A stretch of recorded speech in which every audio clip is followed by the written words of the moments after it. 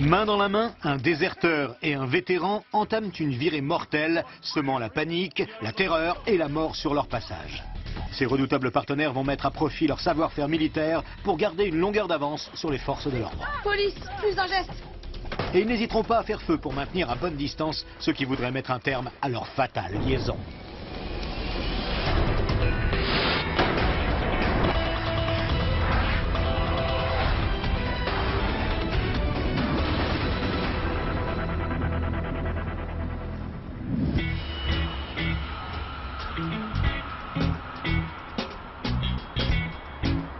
Juin 1996.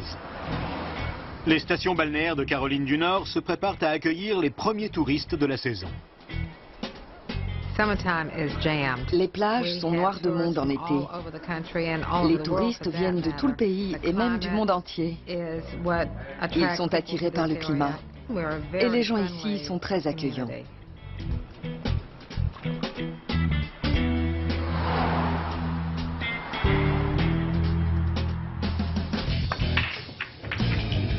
Fraîchement débarqué dans la région de Jacksonville, Tom Nelson, un jeune vétéran, s'est rapidement taillé une réputation de dur à cuire.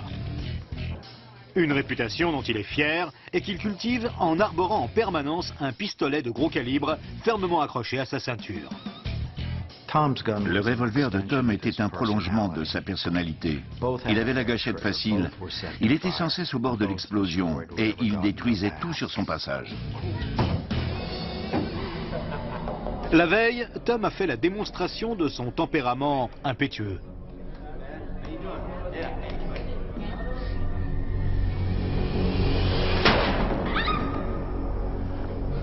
En montrant que c'est lui qui détient le pouvoir, Tom veut que les gens aient peur de lui. Tom Nelson était un forcené. Désolé mon pote. C'était un monstre, embarqué sur la voie de l'autodestruction. Tom a déjà séjourné en prison pour vol à main armée. Je déteste les flics. Il a été renvoyé de l'armée en raison de problèmes psychologiques. Il adore épater et choquer la galerie en racontant d'horribles histoires. Jamie, je t'ai raconté la fois où j'ai explosé la gueule d'un flic avec un marteau? T'as déjà cogné un flic? Carrément. Je me suis approché de lui et bam, son crâne a éclaté.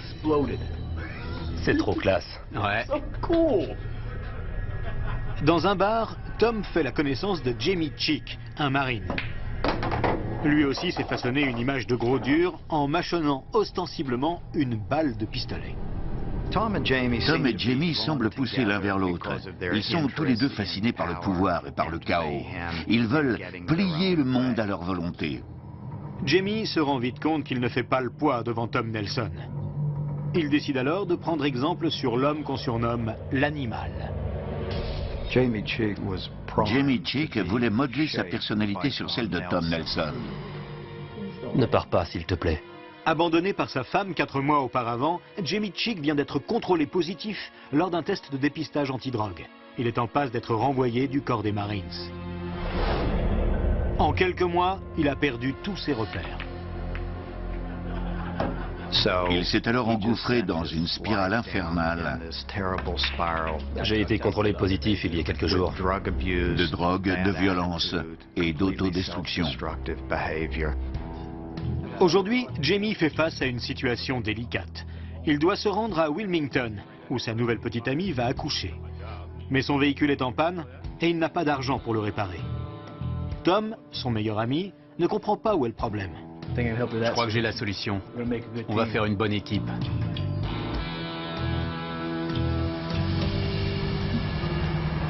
Barbara Oxendine a récemment décidé de quitter son emploi de gérante de restaurant pour devenir chauffeur de taxi. Mais pour elle qui cherchait un travail sans histoire, cette reconversion est un très mauvais choix. Où je vous emmène? On va au bar qui est dans Smith Street. Ok, pas de problème.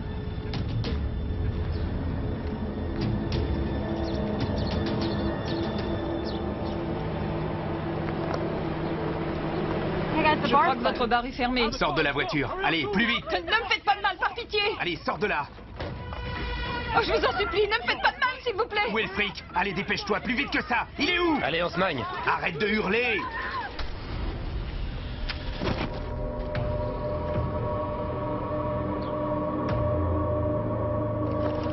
Allez, attache-lui les mains, dépêche-toi. Accélère. On la met dans le coffre. Viens, aide-moi. Barbara est inconsciente, mais toujours vivante. Les deux acolytes chargent le corps de la victime dans le coffre de la voiture On se casse. et prennent la route.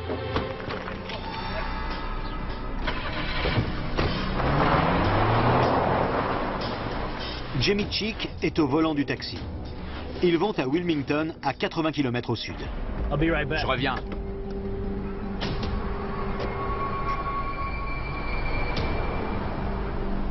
Tom Nelson achète de la bière, des rouleaux de papier et de l'essence à briquet. En revenant dans la voiture, il explique ses intentions à Jamie Cheek. J'ai acheté de quoi régler son compte à notre passagère. Puis, il gare le véhicule dans les environs, sur un chemin de terre isolé.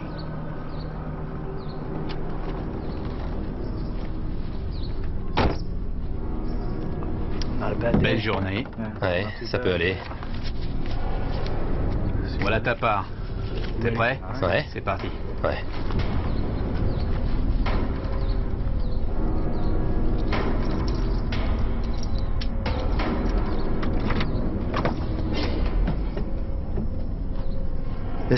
Ils étaient en train d'éprouver leur puissance, leur toute-puissance de pouvoir prendre une vie innocente sans raison particulière. C'est cette expérience qui les a rapprochés. Ils se poussaient l'un l'autre à aller toujours plus loin.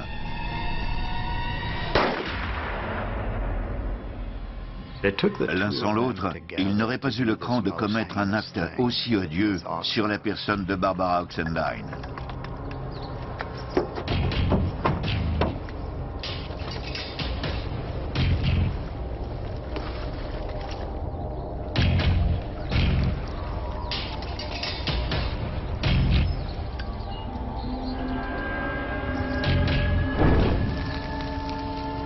Pour Nelson et Cheek, ce bûcher sert avant tout à brouiller les pistes.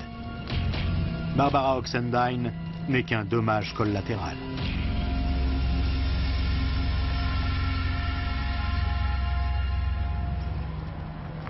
L'alerte est rapidement donnée. Les urgences, j'écoute. Je viens de m'arrêter à côté d'un véhicule en feu. Il faut envoyer les pompiers le plus vite possible. Merci. La zone où le véhicule a été découvert était éloignée des artères principales. Nous savions qu'il s'agissait d'un chemin de terre. En sortant de la caserne, nous nous sommes dit, encore un moteur en surchauffe. Il y en avait déjà eu plusieurs cette semaine-là. En arrivant sur place, j'ai vu cette épaisse colonne de fumée qui se dégageait. Je me suis dit, ok, cette fois c'est différent.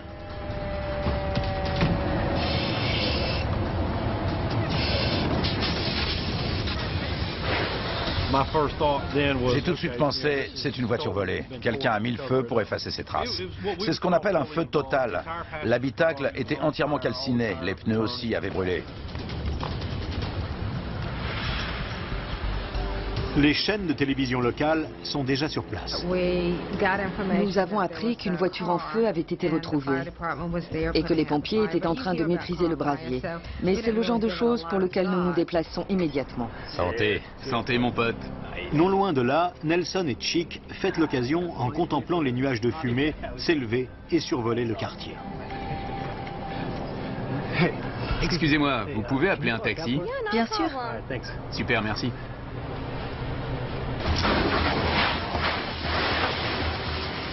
Les pompiers parviennent à maîtriser le feu en 10 minutes.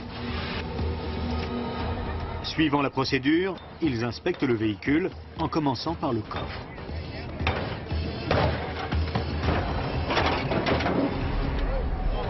J'ai d'abord cru qu'il y avait un mannequin dans le coffre. C'était difficile de savoir s'il s'agissait d'un homme ou d'une femme.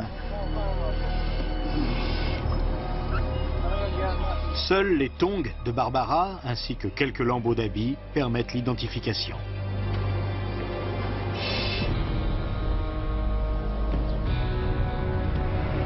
Vous allez où? Emmenez-nous à l'hôpital. Très bien. Tom Nelson et Jamie Chick ont repris leur route. Ils sont à moins de 10 km de la maternité à bord d'un autre taxi.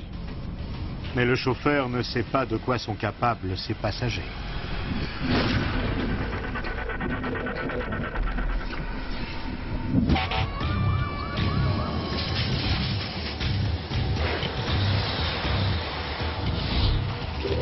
Wilmington, Caroline du Nord. Les inspecteurs de la brigade criminelle et les enquêteurs spécialisés dans les incendies s'affairent autour d'un véhicule brûlé. Dans le coffre du taxi a été découvert le corps de la conductrice totalement calciné. C'est le crime le plus ignoble que j'ai jamais vu. Toutes les parties de son corps étaient complètement brûlées. On ne reconnaissait plus rien. C'était dur à regarder. C'était un être humain. Une personne qui encore quelques heures auparavant était en vie. Quelle horrible façon de mourir. Les enquêteurs ne connaissent pas l'identité de la victime. Ils découvrent qu'elle a été ligotée avec des attaches en plastique. Lorsqu'un criminel se pointe avec ce genre de matériel et qu'il commet un meurtre pendant le braquage, on peut imaginer que tout cela a été prémédité. Ce qui ressemblait de prime abord à un banal feu de voiture s'est transformé en un macabre mystère. Nous avons ensuite compris qu'un corps avait été retrouvé. C'est vraiment une manière atroce de mourir. Le corps est emporté pour être autopsié par un médecin légiste.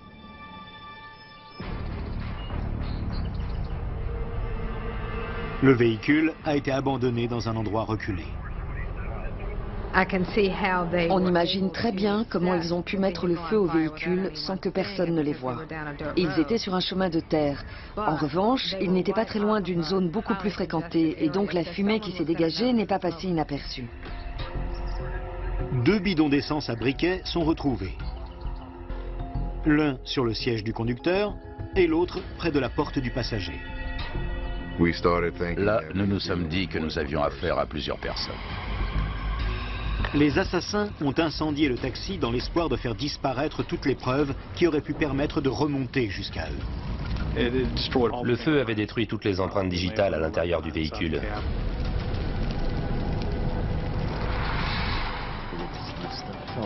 Mais dans la précipitation, ils n'ont pas pensé à tous les détails.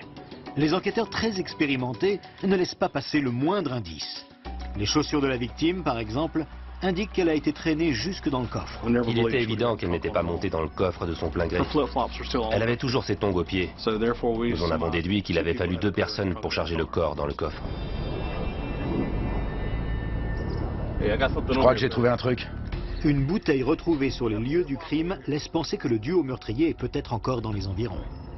C'est encore humide. Nous avons retrouvé une bouteille d'alcool. Elle ne devait pas être là depuis très longtemps parce qu'elle était encore couverte de condensation. Nous avons conclu que cette bouteille devait appartenir au suspect.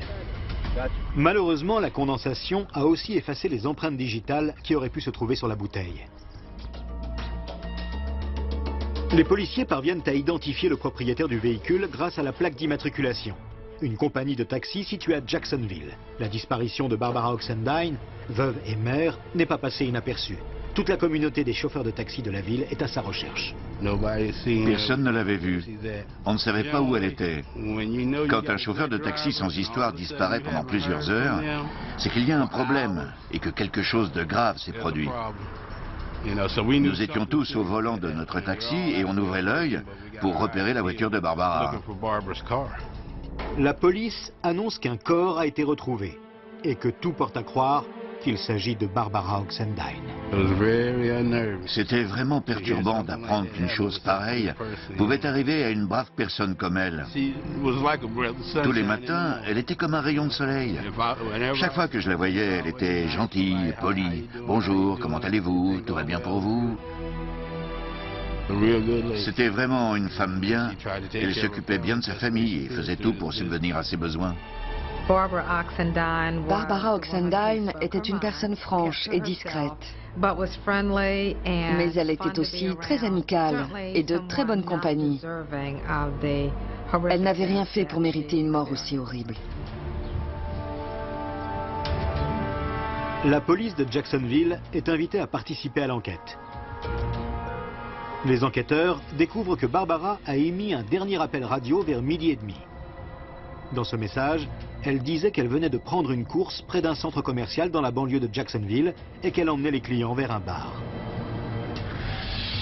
Le médecin légiste confirme, grâce aux empreintes digitales relevées sur le permis de travail de la victime, que le corps est celui de Barbara Oxendine. Nous avons découvert que la victime avait reçu une balle dans la joue droite.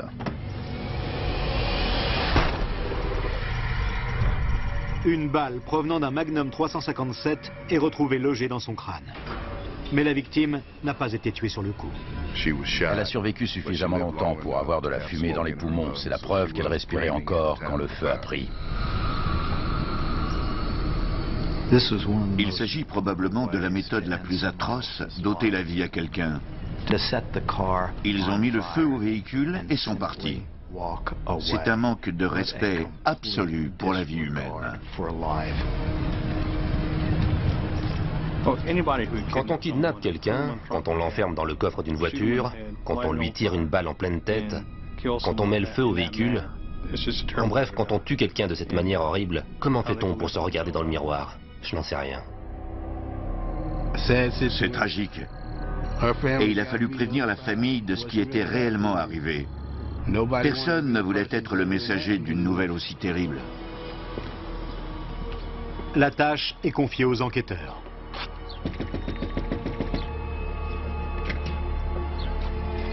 Oui. Monsieur, j'ai de mauvaises nouvelles à vous annoncer. Nous avons retrouvé le corps de Barbara. Le compagnon de Barbara, à la santé fragile, est rapidement mis hors de cause. Mais l'histoire sordide vire à la tragédie. En effet, les enquêteurs apprennent que Barbara est mère d'un garçon qui a déjà connu la souffrance de perdre un parent. Son père avait été tué lors d'un braquage dans une épicerie. Ce gamin avait perdu ses deux parents, tous deux assassinés. Toujours à Wilmington, Tom Nelson et Jamie Chick, les deux meurtriers, prennent du bon temps. Ils ont rendu visite à la nouvelle petite amie de Jamie qui vient d'accoucher d'un charmant petit garçon. L'enfant n'est pas le sien, ce qui n'a pas l'air de le gêner. Je suis vraiment contente que tu sois là. Comment vous êtes venu? On a fait du stop. Ça va? Il faut souligner l'ironie et la perversité de la situation. Ils viennent de commettre ce crime odieux et ils se retrouvent dans cette maternité en train de s'extasier devant une nouvelle vie. Et tout porte à croire qu'ils ont aussi peu de considération pour la vie de ce nourrisson que pour la vie qu'ils viennent de prendre. Jamie a entamé une relation avec une jeune femme enceinte alors qu'il était au plus bas. Le jeune soldat à la carrière militaire prometteuse venait de voir ses rêves voler en éclats. Regarde-toi! J'ai dit garde à vous! À cause d'une affaire de drogue. Tu sais ce que ça va te coûter? Pour Jamie, entrer dans le corps des Marines représentait la dernière chance de connaître une vie normale. Après une enfance marquée par la violence, il est très vite tombé dans la drogue. Tu fais honte à ton uniforme et au corps des Marines tout entier. Jamie a grandi dans un foyer brisé. Mal aimé par ses parents, il n'a connu que l'extrême pauvreté et la violence. Sa mère alcoolique l'a abandonné alors qu'il était encore très jeune, le laissant à la merci d'un père sadique. Jamie Chick était battu quotidiennement par son père, lui aussi alcoolique. C'était un sadique qui réunissait les enfants et leur demandait de lancer des dés pour décider combien de fois il allait les frapper. Pour calculer le nombre de coups de ceinture qu'il allait donner, il prenait le numéro qui sortait et le multipliait par 10. 5. Multiplié par 10. Le père de Jamie était le prototype parfait du père menteur, manipulateur, violent et négligent. Je t'en supplie, fais pas ça. Jamie a tout appris de lui, et les leçons qu'il a retenues l'ont persuadé Pas multiplié par 10. que la seule chose à faire dans la vie était d'assouvir ses pulsions. Jamie a enfin trouvé quelqu'un qui le comprend. Son nouveau mentor, Tom Nelson. Jamie, viens, on sort. Deux drogués attirés par une vie criminelle. Ils étaient investis d'une mission, ils avaient la même vision du monde, ils se comprenaient parfaitement.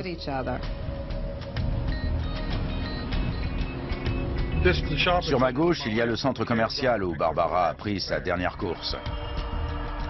Elle pensait sûrement que ce serait une course comme une autre. La chasse à l'homme est ouverte. Les forces de police tentent de retracer le parcours de Barbara depuis le centre commercial où elle a pris sa dernière course jusqu'au terrain abandonné où son cadavre calciné a été retrouvé. On a fait le chemin en sens inverse depuis Wilmington en empruntant la route la plus probable. On est entré dans toutes les stations-service pour savoir si quelqu'un avait vu un taxi. Mais les recherches restent infructueuses. La nouvelle du meurtre plonge les deux villes dans l'effroi. À l'époque, je me suis dit, cette femme a pris des clients à Jacksonville et les a emmenés à Wilmington. On ne saura jamais qui l'a tué. L'affaire semblait de plus en plus insoluble. Nous n'avions pas la moindre piste. Il y avait seulement les éléments de la scène de crime. L'enquête est relancée lorsque la police découvre un enregistrement vidéo d'une caméra de surveillance montrant les deux suspects au centre commercial. Mais la police parviendra-t-elle à arrêter les assassins de Barbara avant qu'ils fassent une nouvelle victime? Donne-moi l'argent. Allez, plus vite que ça. Police, arrêtez!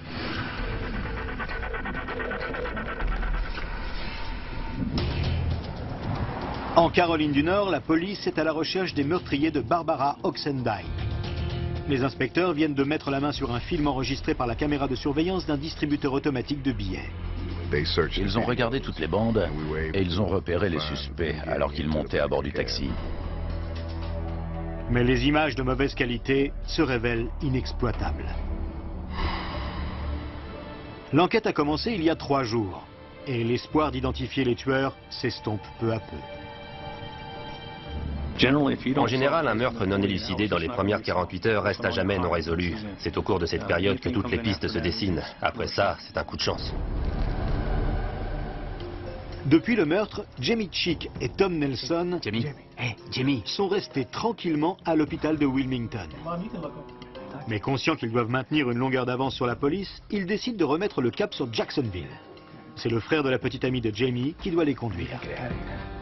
On doit se tirer d'ici. Je vais devenir dingue. On vient d'arriver. On va se faire encore un peu d'argent. D'accord, on y va. Super. Ma chérie, Ça va? on doit sortir faire une course. D'accord. Tout va bien? T'es sûr?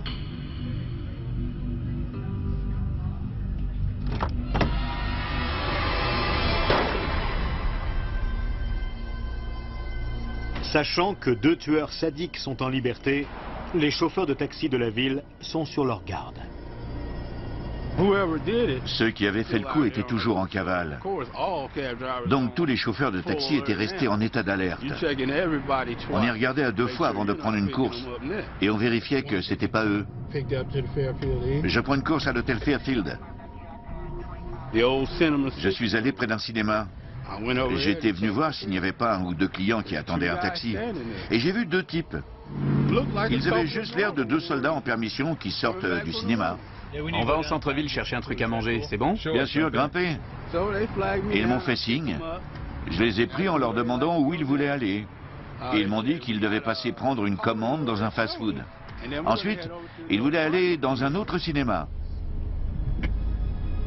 Tim Newton n'a pas la moindre idée qu'il transporte les 2 tueurs. On est bientôt arrivé? On est tout prêt? D'accord. On arrive dans 5 minutes.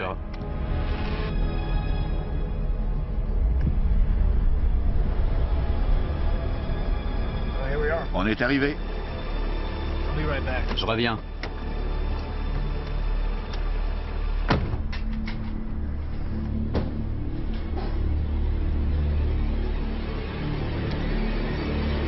La caisse! Plus vite que ça! Pour tuer le temps, Jamie Chick pose quelques questions au chauffeur de taxi. Vous avez entendu qu'une femme qui conduisait un taxi a été tuée? Oui. Il m'a demandé si j'avais entendu parler du meurtre à Wilmington. Il voulait aussi savoir si la police avait une description des suspects. Je l'ai envoyé balader. Je n'aime pas parler de ce genre de choses avec les clients. Allez, dépêche-toi, tout l'argent! Allez, allez, allez, je te donne 5 secondes, plus vite! Prenez tout. Prenez. Vous n'en savez pas plus? Et préviens personne, sinon je te bute. Je sais que la police ne sait pas ce qui a pu se passer. Ils recherchent toujours le type qui a fait ça. Sors de la voiture. Allez, allez, active-toi. Je n'ai rien pu faire. J'aurais pu me battre, mais j'ai vite compris à qui j'avais affaire. Et c'est là que j'ai réalisé qui étaient vraiment ses clients. C'est les types qui ont tué Barbara. Allez, sors de là. Bouge. D'accord. Bouge. Bouge. D'accord, mec. Recule. Allez, Jamie, on fout le camp. Heureusement, une voiture de police patrouille dans les environs. Ils ont volé mon taxi. Un de nos hommes est arrivé sur place immédiatement et a tenté d'arrêter les suspects. Accélère, allez. Avance. Tom, la police. Je vais arranger ça. Ils ont tiré dans les vitres du taxi pour tirer sur les policiers. Je me souviens que je me suis dit, plusieurs personnes vont mourir sur ce parking. Et puis tout à coup, le taxi s'est arrêté net et boum, les deux portières se sont ouvertes. Police, arrêtez-vous! Police, plus un geste. Comme il y avait de nombreuses personnes, les officiers n'ont pas pu ouvrir le feu. Police, arrêtez-vous! Coup de feu! Les fugitifs se séparent et disparaissent dans la nuit. Une fusillade était inconcevable. Bien sûr, Jacksonville est une ville où vivent de nombreux militaires. Ici, beaucoup de personnes portent une arme et des crimes sont commis avec ces armes, mais jamais à cette échelle. Il y a entre Tom et Jamie une émulation malsaine, alimentée par leur besoin perpétuel d'excitation, leur soif de sensation, la prise de risque. Ils s'entraînent mutuellement dans une spirale sans fin, détachée de la réalité.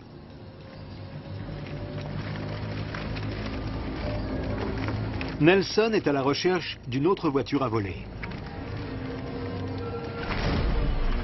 Donne tes clés. Allez. Dépêche-toi. Les clés.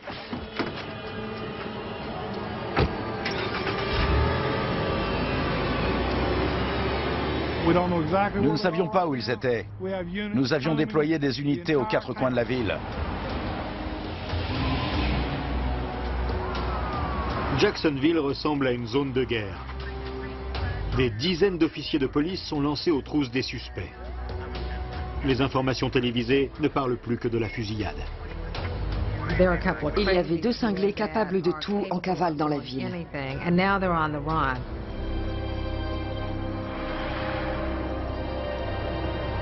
Jamie Chick a décidé de se cacher dans un mobil-home parqué aux abords de Jacksonville. Un endroit sûr où il vient parfois trouver refuge. Ça s'est passé comme je te le dis. Chick se vante auprès de son ami et lui raconte sa virée sanglante. C'est un peu le préambule de sa nouvelle vie. Il veut devenir un criminel.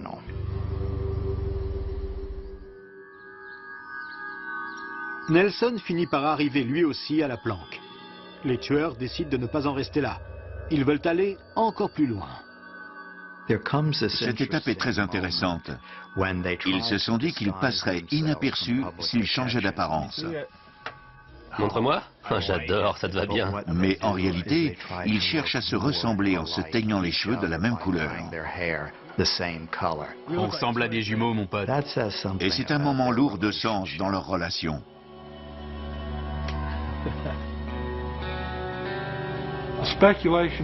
Nous avons toujours spéculé que Chick et Nelson n'étaient pas de simples amis.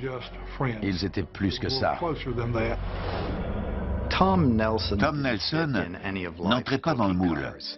Il avait toujours mené une vie peu conventionnelle, qu'il s'agisse de sa vie professionnelle, sociale ou même sexuelle. Il prenait la vie comme elle venait, et il avait eu l'occasion de fréquenter des travestis et de connaître toutes sortes d'expériences sexuelles.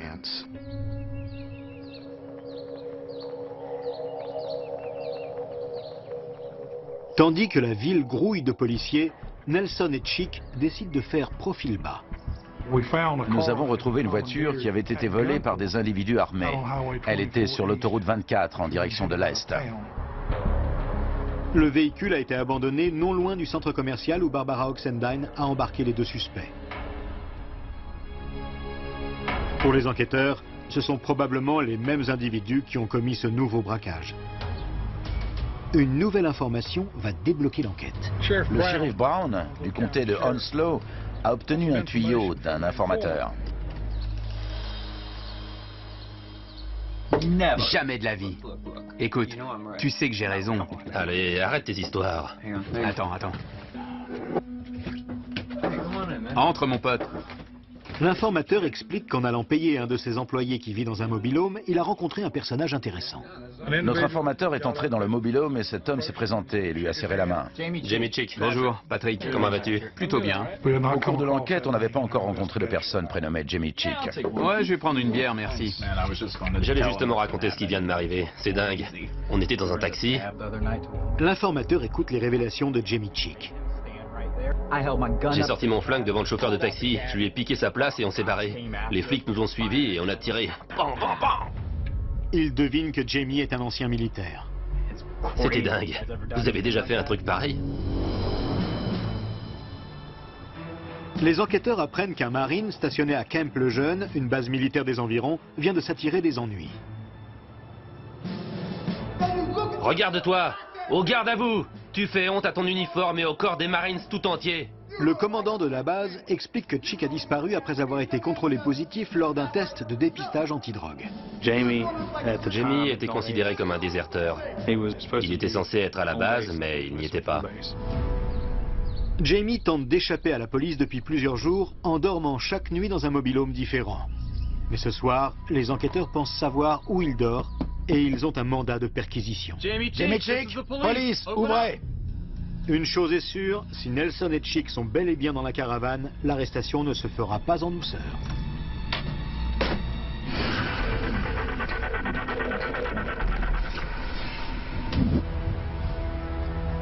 Les policiers de Jacksonville ont appris que le meurtrier qu'ils recherchent, Jamie Chick, a trouvé refuge dans un mobil-home.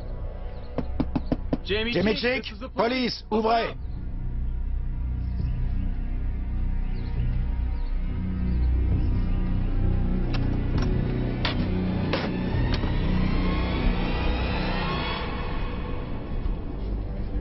RAS. Le suspect n'est plus là. Mais la police trouve des coupures de journaux relatant le meurtre de Barbara Oxendine. Non seulement Jamie Chick a dit à l'informateur qu'un de ses amis était aussi impliqué, mais il lui a aussi révélé l'endroit où il devait se retrouver le soir même.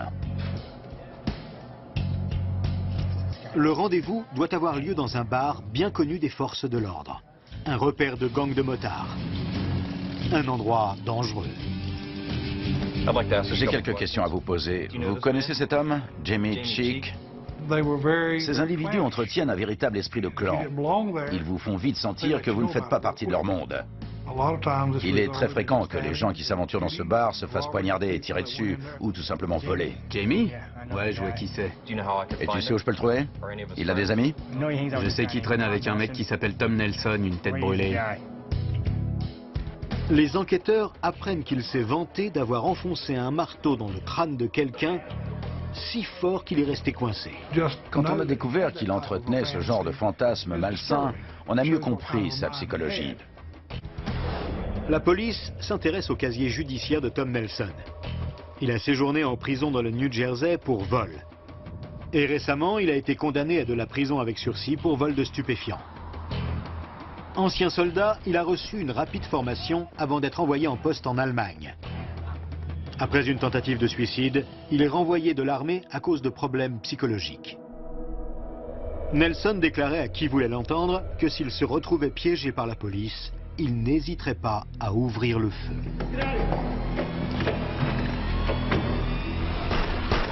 Il s'était juré de ne plus jamais retourner en prison. Je pense qu'il savait pertinemment que la fin était proche, mais ça n'avait pas d'importance. Sa vie n'avait pas plus de prix que celle de n'importe qui. La police est maintenant convaincue qu'ensemble, Tom Nelson et Jamie Chick sont extrêmement dangereux. Ces gens ont été entraînés à tuer.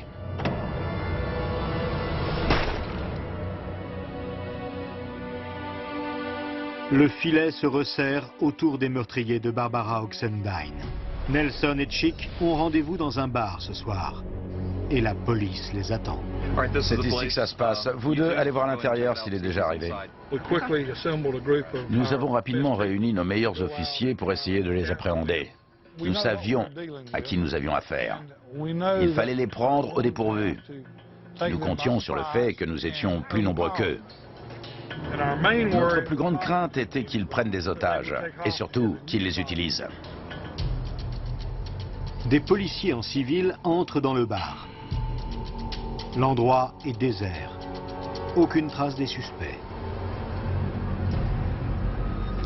Mais ils étaient intimement convaincus que les deux meurtriers n'avaient pas quitté la ville. Une première fois, et manque de justesse un officier. La poursuite commence.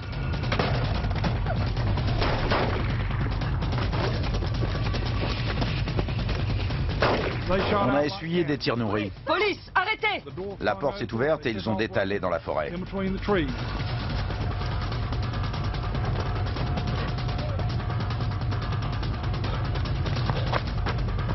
Il s'est mis à genoux et s'est rendu compte qu'il ne pouvait plus résister ou s'enfuir. Nelson décide de tenir sa promesse. Tout à coup, il y a eu un silence. Et quand on s'est approché, il s'est tiré une balle en pleine tête. Tom Nelson, mort à 28 ans. Il avait dit quelque chose qui était vrai. Jamais on ne me prendra vivant. Et pour s'assurer qu'il ne serait pas pris vivant, il s'est tiré une balle dans la bouche. Les enquêteurs découvrent un message écrit par Tom Nelson alors qu'il était à la maternité, indiquant qu'il savait que ses jours étaient comptés. C'est du jamais vu. Ce type est allé dans un hôpital pour rendre visite à une connaissance et il a préféré rester dans son coin pour mettre par écrit ce genre de pensée. C'est très étrange. Dans ses notes, il parle des forces de l'ordre. Il dit clairement dans un des messages que jamais les forces de l'ordre ne l'arrêteront vivant. Jamie Chick est toujours en cavale. La police pense qu'il est armé et dangereux. Ces actes avaient montré qu'il n'était pas là pour plaisanter. Mais on ne savait pas de quoi il était capable et on ne voulait pas le savoir. La police sait aussi que Chick, l'ancien marine, est entraîné à se dissimuler et à survivre dans un environnement hostile.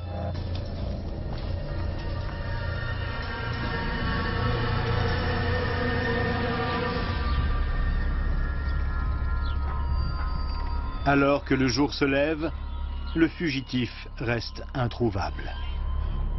Une vaste chasse à l'homme est lancée.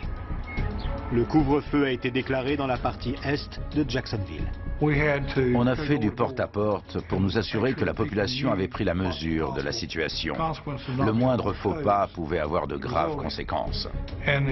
Beaucoup de gens ont eu peur, notamment parce qu'ils ne comprenaient pas la situation. Ils conduisaient leur voiture et se demandaient pourquoi 300 officiers de police quadrillaient les rues de la ville. Toutes les voitures qui quittaient la ville devaient passer au moins 2 barrages de police. On fouillait les voitures, y compris le coffre. Il fallait absolument qu'on arrête cet individu, par tous les moyens possibles.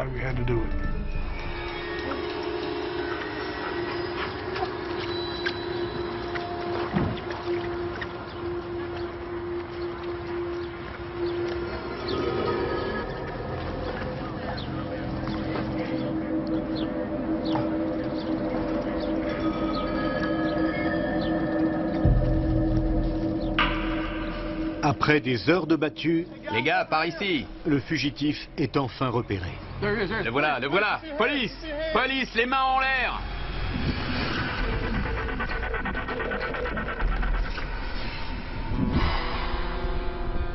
Jacksonville, en Caroline du Nord. 8 jours après le meurtre de Barbara Oxendine, Les gars, par ici! Jamie Chick est enfin débusqué. Vous portez une arme? Non, j'ai rien. Doucement, descendez tout doucement. Chick s'est rendu compte qu'il ne pouvait plus s'enfuir et s'est résigné. Retournez-vous doucement, face à moi.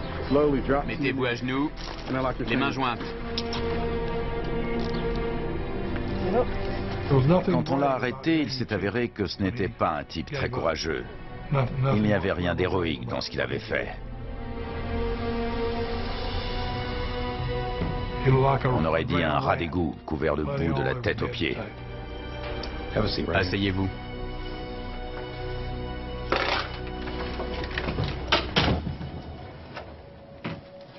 Une fois au commissariat, un des enquêteurs pense avoir trouvé le moyen de le faire parler. Jamie, t'es dans un sale état. Qu'est-ce que t'as fait ces derniers jours? Parle-moi de Wilmington. Il a tenté un coup de bluff. Il lui a parlé de Wilmington. Jamie a commencé à douter. Alors il lui a dit, « Tu sais qu'on a un enregistrement vidéo de toi au centre commercial ?» Chick ne sait pas que l'enregistrement est de trop mauvaise qualité pour l'identifier. Et là, Jamie a dit, « Ouais, on a pris un taxi pour Wilmington. » Et il a dévoilé plusieurs détails à propos du meurtre qui a suivi. Je vais tout vous dire.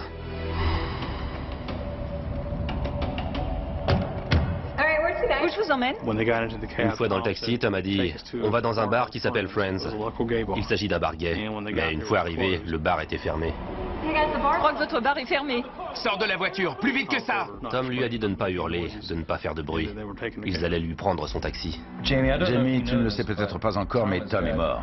Jamie Chick essaie de faire porter le chapeau à son complice. Il affirme qu'il a agi uniquement parce qu'il avait peur de Tom Nelson. Quand Tom est en colère, il n'y a pas intérêt à le contrarier. Allez, dépêche-toi! Ferme-la! Arrête de hurler!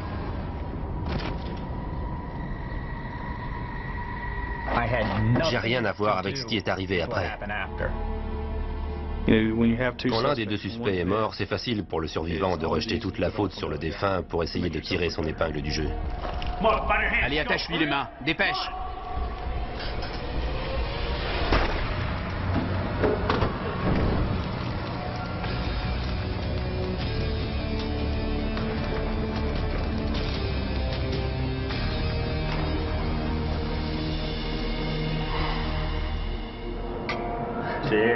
À ta santé.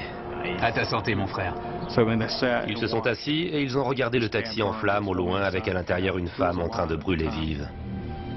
Il m'a forcé à l'aider. Chick décide d'arrêter de parler et demande un avocat. Il est immédiatement placé en détention. Les analyses balistiques permettent d'affirmer que le revolver de Tom Nelson est bien l'arme du crime. La balle prélevée sur Barbara Oxendine a été tirée sans l'ombre d'un doute par l'arme retrouvée entre les mains de Tom Nelson.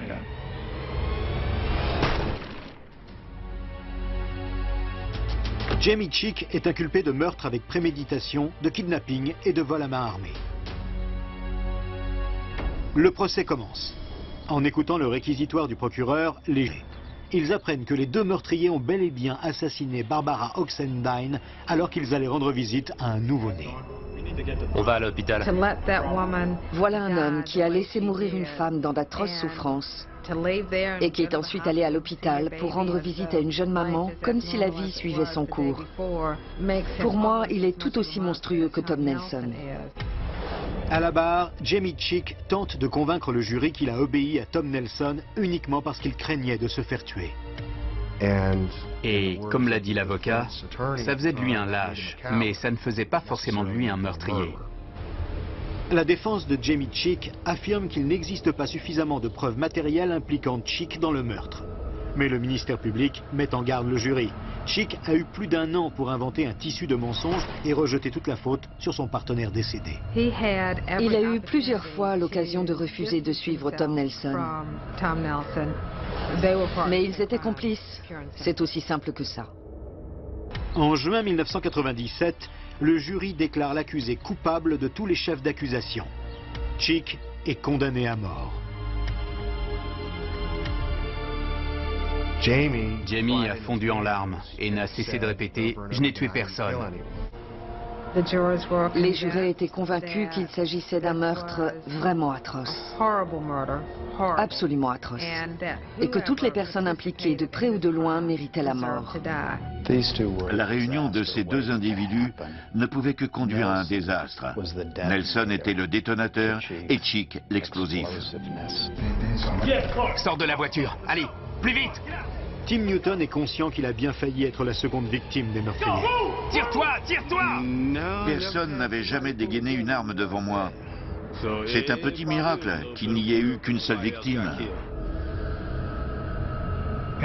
Je crois que tous les chauffeurs de taxi ont commencé à faire plus attention et ont gardé l'œil rivé sur le rétroviseur après cet incident. Ces deux odieux personnages, ces dégénérés, ont contemplé le spectacle de cette femme en train de mourir et n'ont pas levé le petit doigt.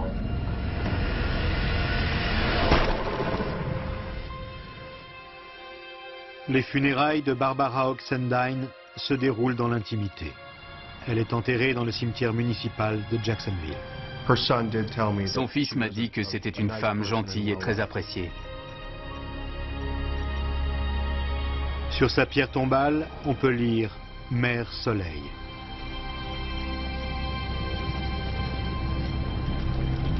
Les raisons qui ont poussé les deux meurtriers à commettre ce crime restent mystérieuses.